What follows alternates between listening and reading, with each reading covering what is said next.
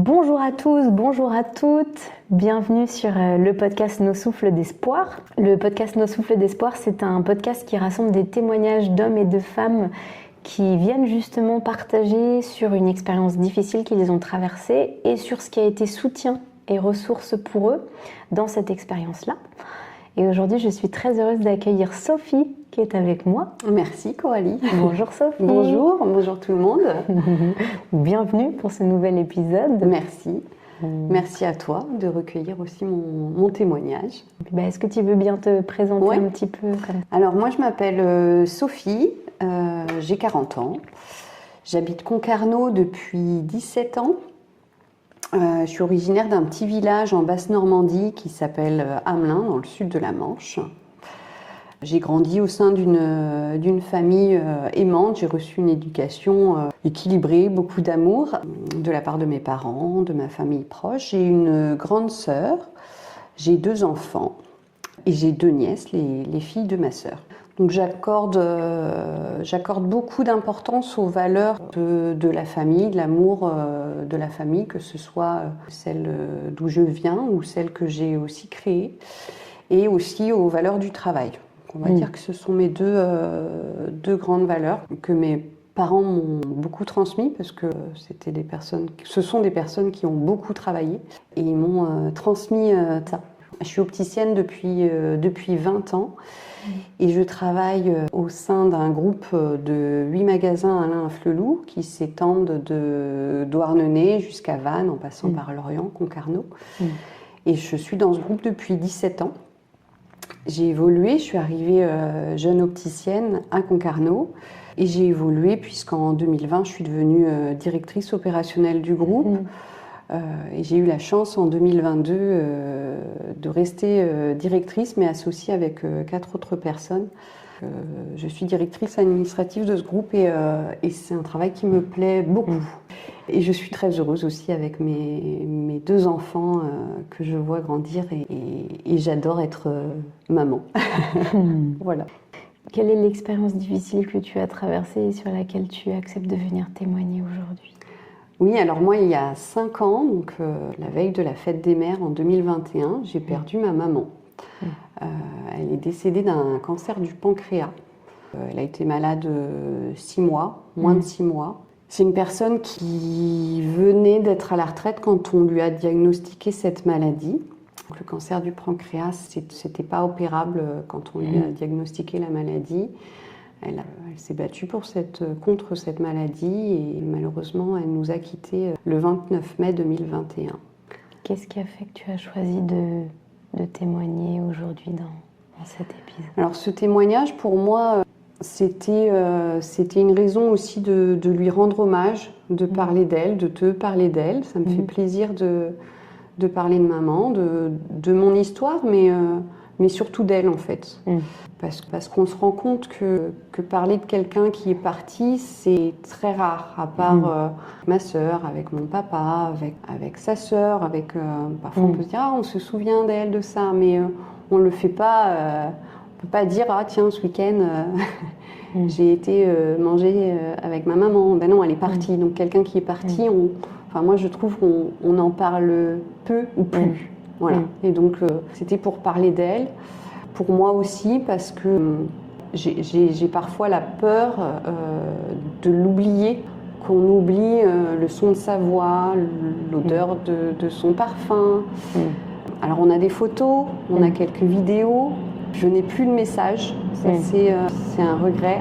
Je n'ai plus de message de sa part, que ce soit écrit comme vocal.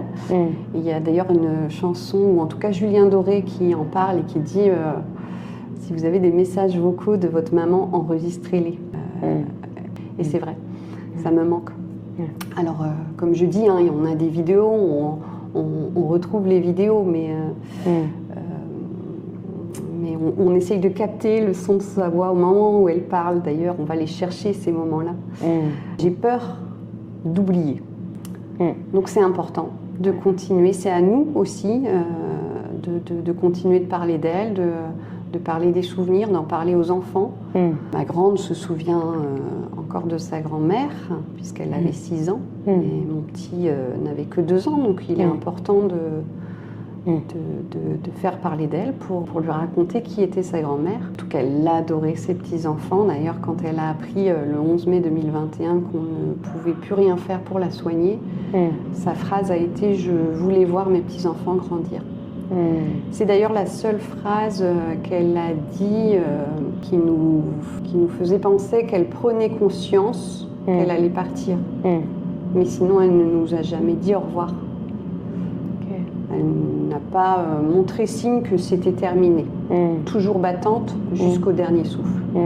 C'est juste cette phrase-là où elle a dit « Je ne verrai pas mes petits-enfants grandir » qui nous a fait comprendre qu'elle savait. Avant son décès, j'étais dans la colère. D'ailleurs, je me souviens, donc on l'a appris en décembre.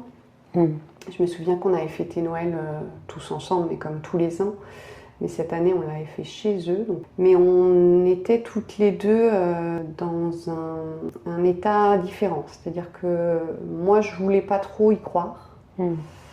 Et ma sœur, qui travaille dans le soin, elle est infirmière, tout de suite a été dans l'action.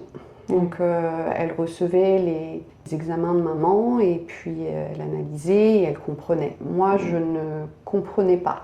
La seule chose que je comprenais, c'était cancer du pancréas, mauvaise pioche. C'est pas toujours la mauvaise pioche, hein. C'est un cancer qui...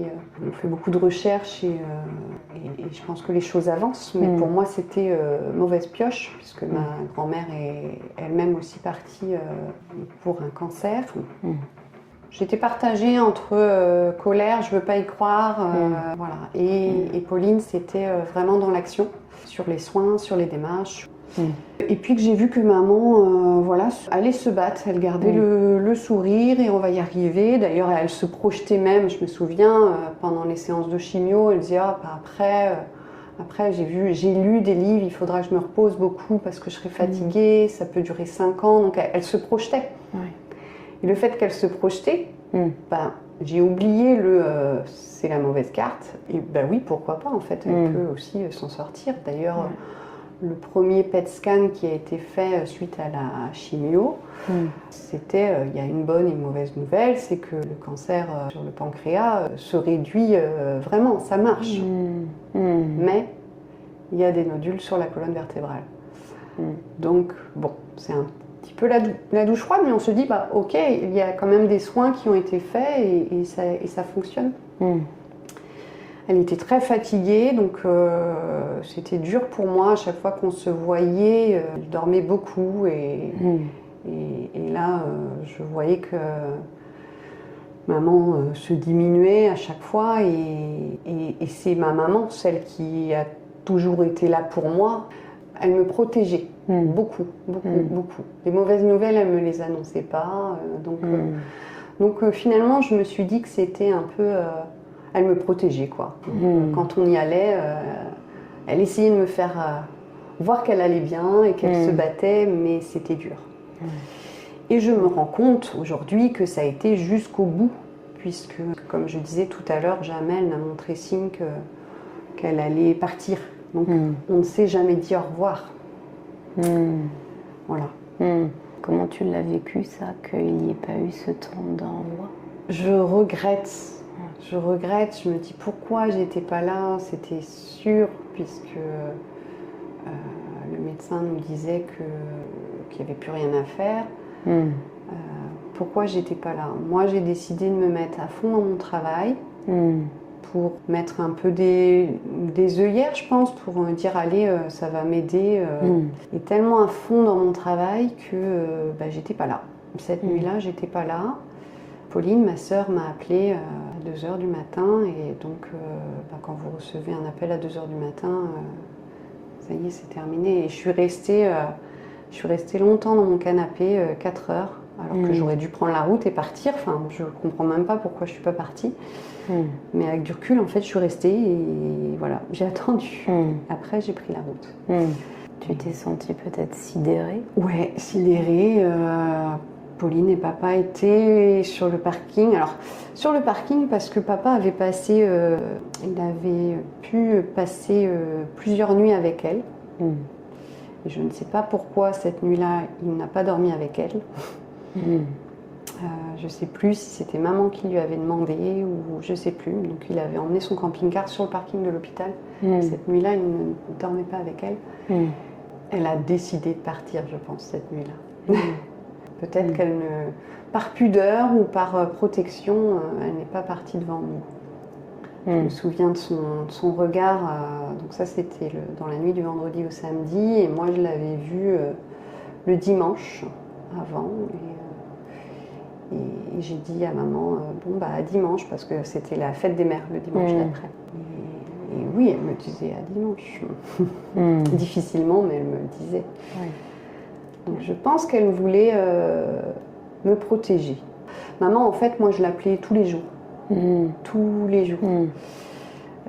De mes 17 ans et demi où je suis partie de la maison, c'était un rituel pour lui raconter tout et n'importe quoi, mais je l'appelais quasiment tous les jours.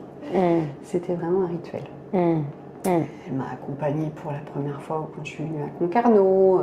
C'était vraiment le soutien d'une maman aimante et toujours là.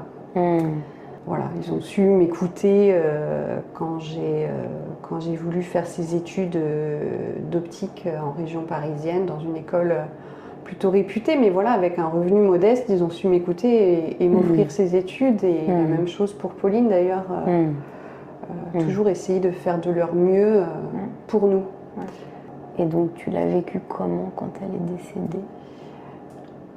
Colère, tristesse évidemment, mais j'étais en colère. J'en ai voulu au corps médical, même s'ils se sont très très bien occupés de maman, parce qu'on était en période Covid. 2021, il y avait encore un confinement, je ne pourrais plus trop te dire lequel, mais en tout cas, dans les hôpitaux, on pouvait pas venir comme ça en nombre illimité dans les chambres, enfin maintenant non plus, mais là il s'agissait juste qu'on soit tous les trois auprès d'elle, Pauline, moi et papa, et on ne pouvait pas. On ne pouvait pas, donc je me souviens d'une fois où Pauline et moi, on est en bas de l'hôpital, à lui faire coucou à travers la fenêtre. Il fallait un par un. Un par un. Donc des fois on feintait. Et ça me met en colère parce que on est sur une fin de vie. Et oui, on devait respecter, c'était aussi pour respecter le personnel, je comprends. Mais on n'a pas pu lui dire au revoir. Et ça, j'étais très en colère, d'autant plus que le jour où elle est partie, là, on nous a autorisés à y aller tous les trois. Donc, j'ai pas compris. J'ai pas compris. Donc, en colère parce que j'ai pas pu lui dire au revoir et j'aurais voulu le faire aussi entourée de ma sœur et de papa. Il y a des départs imprévus, il y a des accidents dans la vie, il y a des départs imprévus, mais là, on le savait, on avait... entre guillemets, cette opportunité de pouvoir lui dire au revoir, ça c'est une chance. On parle de chance dans un malheur, mais on savait que c'était fini. Donc en colère, triste de voir mon papa. Je perdais mes deux parents. S'il m'écoute, papa, j'ai eu l'impression de perdre mes deux parents. Parce qu'ils étaient tellement unis que j'ai vu un papa pleurer. Un papa, ça pleure pas. Pour moi, c'était comme ça que je voyais les choses. Et donc, j'ai la chance d'avoir une sœur. Donc, on s'est soutenus. Voilà, même si je parlais tout à l'heure de décembre, quand on apprend la nouvelle et qu'on n'est pas du tout en phase, en fait, parce qu'on le vit différemment. Et là, on se dit pas qu'on a la chance d'avoir une sœur à ce moment-là. Mais au moment où elle part, il y a quelque chose qui fait qu'on se raccroche toutes les deux. Et on y va, quoi. Et on y va et on le soutient et on est aux côtés de notre papa pour ce deuil. On le soutient et on y va. Est-ce qu'il y a eu d'autres choses qui ont été des soutiens pour toi? J'entends, il y a eu la présence de ta sœur vraiment qui a été un appui. Oui. Est-ce que tu parlais du travail peut-être? Oui. Je ne sais pas si ça a été un appui pour toi de travailler aussi. Oui, ouais. C'est-à-dire que on lui dit au revoir, on vit la cérémonie, on s'entoure de notre famille, de la sœur de maman, du frère de maman. Voilà, ça aide aussi hein, les personnes qui ont du lien direct avec elle en fait. Hein.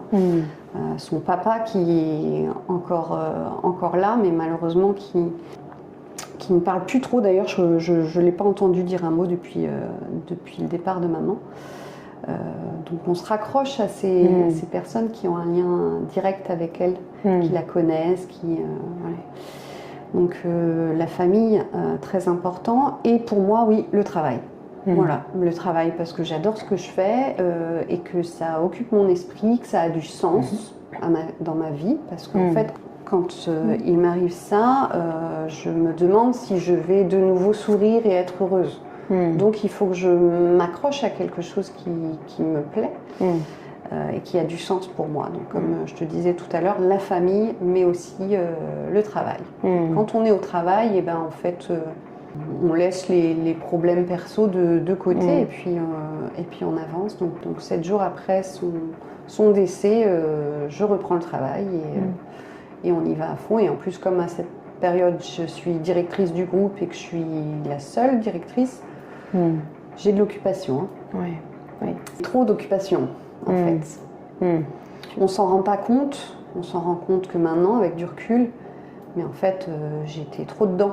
Et voilà, et peut-être que c'est aussi ça qui fait que cette nuit-là, j'étais pas sur place.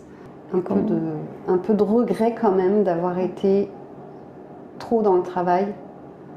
Parce que peut-être que j'aurais pu lui dire au revoir. Et pourtant, mon employeur me disait même, j'ai vécu la même chose, Sophie, prenez le temps qu'il faut avec votre maman. Oui, ça va aller. Oui, à la fois le travail pouvait être un pilier ou une ressource. Oui. Et en même temps, ça pouvait peut-être être une manière de moins sentir ou de moins être au contact d'une situation difficile. C'est ça. Je crois qu'on fait de son mieux aussi. Oui, c'est ça. En tout cas, on pense que c'est le mieux.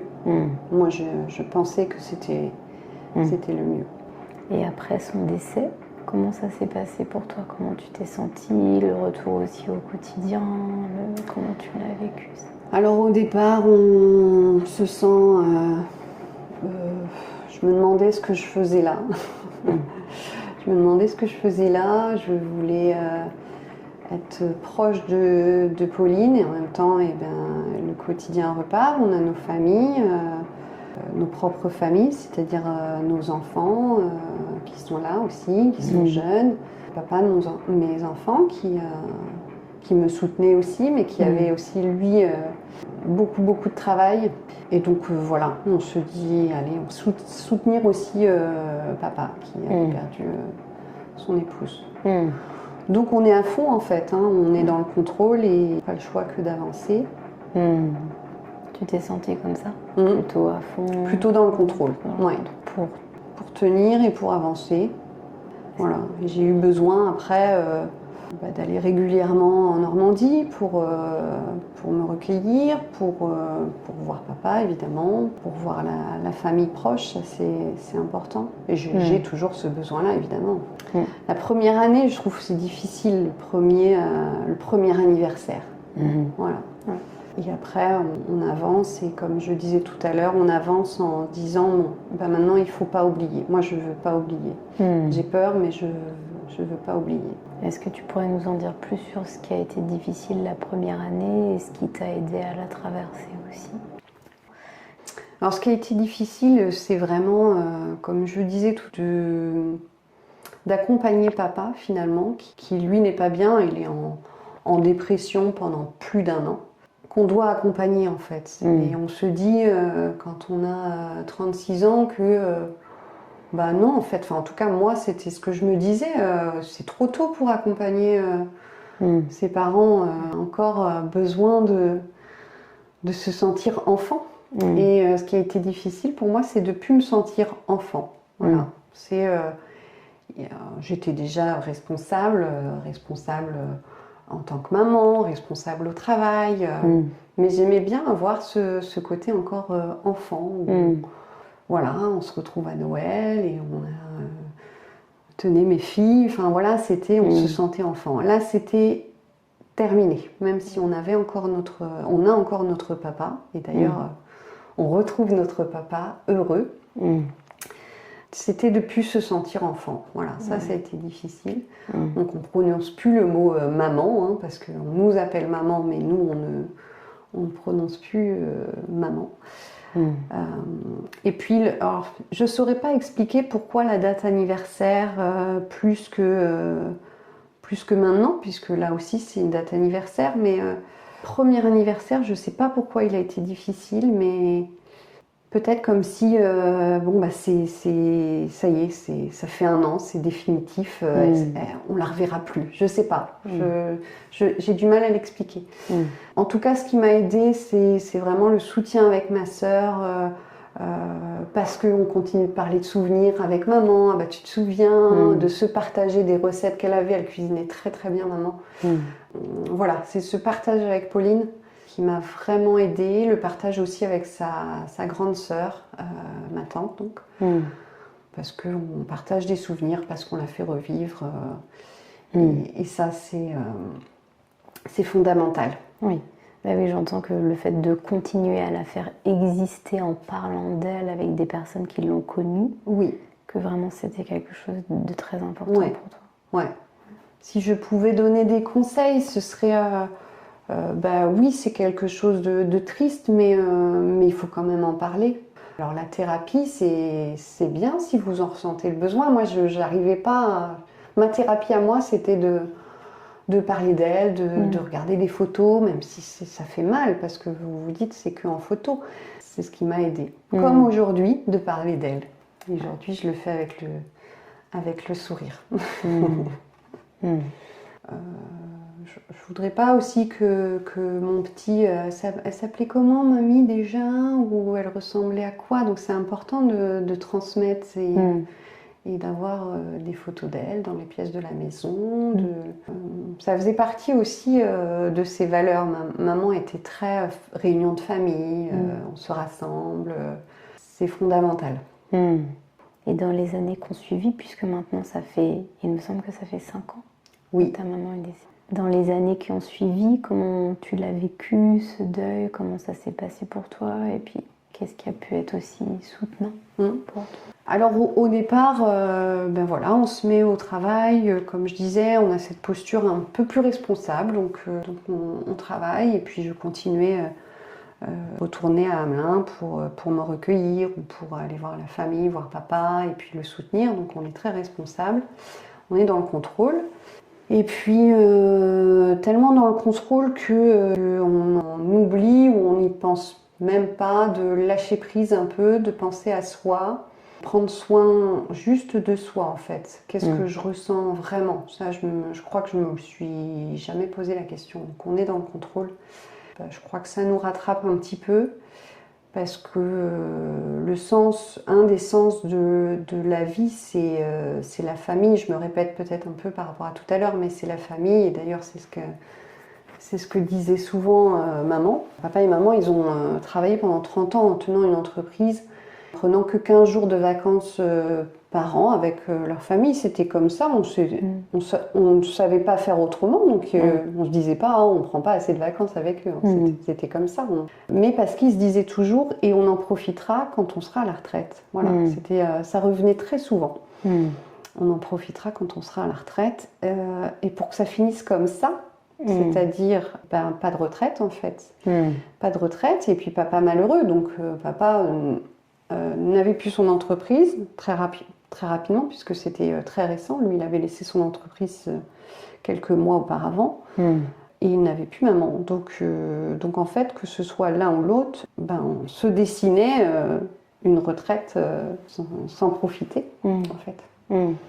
Donc on se dit quoi, ok, mais le sens de la vie c'est quoi? C'est vraiment le travail? Non, c'est le travail et la famille. Donc petit à petit je m'aperçois qu'il faut que je rééquilibre un peu tout ça. Les proportions dans ma vie, moi c'était 60% travail à peu près, si on doit mettre des chiffres, moi j'aime bien mettre des chiffres, 40% en temps personnel, voilà, et en fait, non, la priorité c'est passer du temps avec ses proches.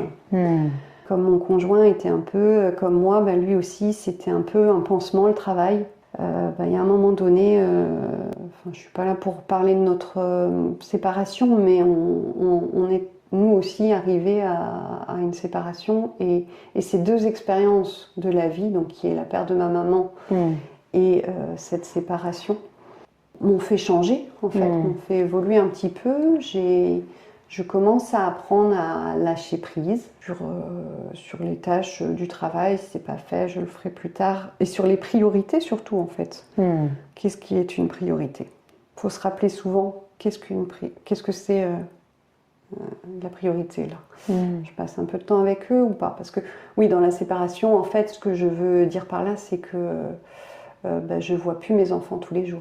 On est en garde alternée, donc je vois mes enfants une semaine sur 2. Donc c'était un tsunami, un deuxième tsunami en fait. Pour moi, la vie de famille, c'est on est ensemble, c'est pas autrement. Plus voir ses enfants tous les jours tant qu'ils ne sont pas en âge d'être autonomes. C'est pas du tout comme ça que je l'avais conçu non plus. C'est-à-dire que là, je fais référence à oui, on travaille pour après en profiter et la vie de famille. En fait, ce sont deux choses que j'avais pas imaginées. On s'adapte en fait. On s'adapte et on se dit ok, je vais peut-être revoir mes priorités. Oui. Est-ce que tu sens que justement le fait d'avoir été confrontée à la fois à ce deuil et cette séparation, ça t'a amené à comme replacer tes priorités autrement? Oui, c'est ça, replacer les priorités autrement. Je suis avec eux pleinement, je profite pleinement. Maman était en train de partir, je n'y étais pas en fait. Donc c'est pour ça que c'est pas comme si j'avais loupé de choses, hein. Je prends pas ça comme un échec, mais surtout comme ok, on va faire autrement maintenant. Et surtout rappelle-toi qu'il faut profiter de l'instant présent. Souvent on se dit ça et on se dit c'est une phrase un peu toute faite. Non, c'est vrai. Et encore maintenant, hein, des fois je pense que je profite pas de l'instant présent. Ça veut pas dire que tout change du jour au lendemain, mais en tout cas c'est le chemin que je prends.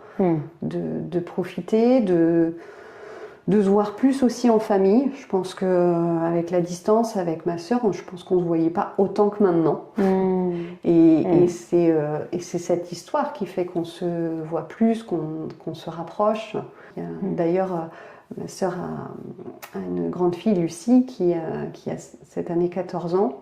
Et elle a eu une petite sœur il y a 3 ans. Donc c'est une petite fille que ma maman ne connaît pas. Et elle aurait vraiment aimé savoir Lucie avec une petite sœur. Donc je pense que pour elle, je ne vais pas parler à sa place, mais pour elle aussi, c'est quelque chose qu'elle a fait évoluer dû à notre histoire.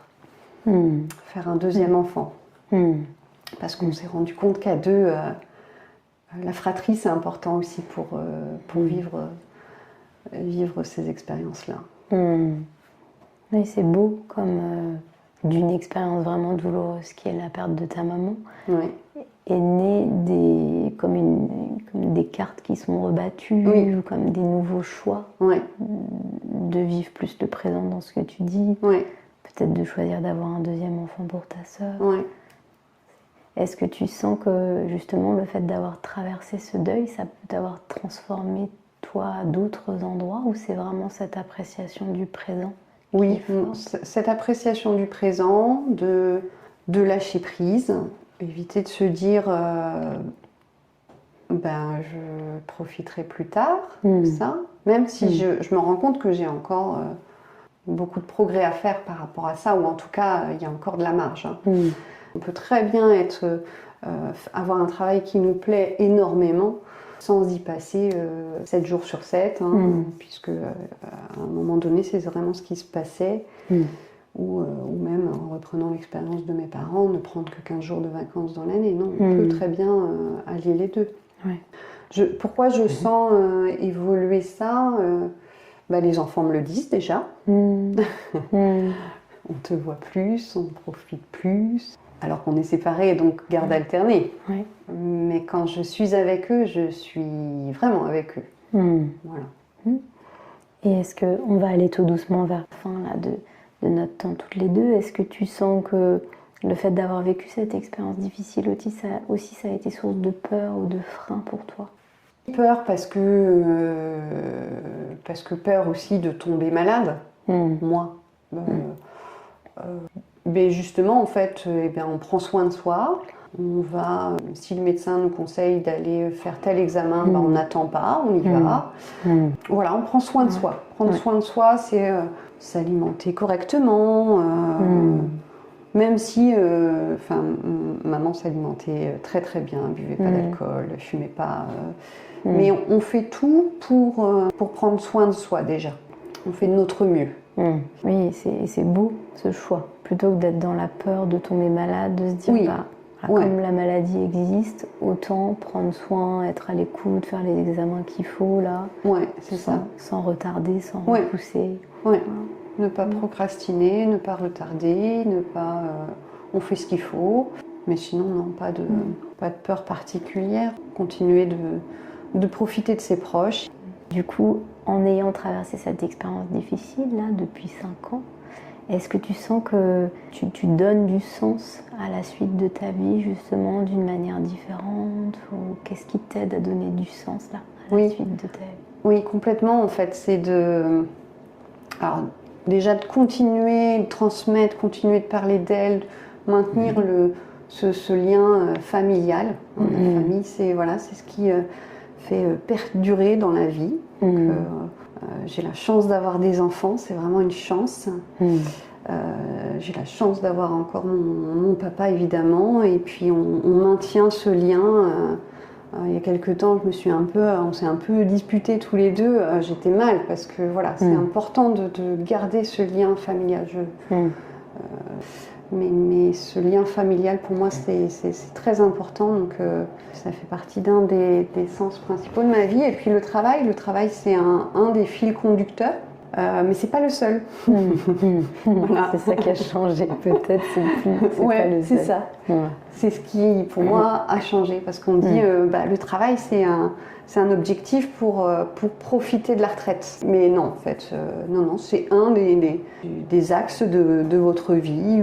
Il faut donner du sens à son travail, mais il ne faut pas que ce soit l'unique sens de la vie.